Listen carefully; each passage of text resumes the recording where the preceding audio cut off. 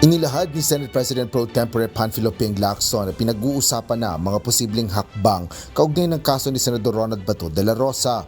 Partikular dito ang patuloy na hindi paglahok ni Senador de la Rosa sa mga sesyon ng Senado simula pa noong November 2025. Kasunod dito ng pahayag ni Ombudsman Crispin Remulla na mayroon ng inilabas na arrest warrant ang International Criminal Court laban kay de la Rosa. Ito ay bilang akusado sa kaso kaugnay ng war on drugs campaign ng nakaraang administrasyon ng kilalang kaalyado ni dating Pangulong Rodrigo Roa Duterte. Ayon kay Senador Ping, napag-usapan kasama ni Senate President Vicente Soto III ang tungkol sa issue ng hindi pagpapakita. More or less, yun ang isang suggestion na baka isuspend or itigil yung sweldo kasi parang sabi ko kay SP kanina, paaral natin mabuti kasi covered kami ng civil service law. Baka hindi ubra yung hindi mo pasweldo yung senador kung walang basis. Pero tama rin sa SP, we have our own rules.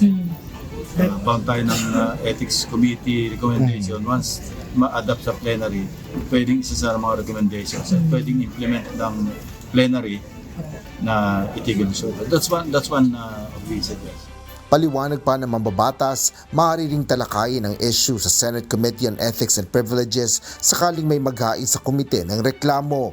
Isa na anya sa narinig niyang maghahain ng ethics complaint ay si former Senator Antonio Trillanes IV sa ika-6 na buwang absence si Senador Bato.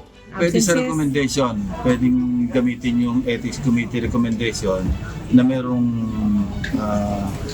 kasama sa recommendation to amend the rules.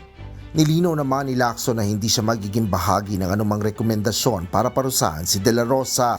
Aniya, wala siyang moral authority upang gawin ito dahil minsan na rin siyang nalagay sa kahalintulad ng sitwasyon. 15 taon na ang nakalilipas. Asher Cadapan Jr., UNTV News and Rescue.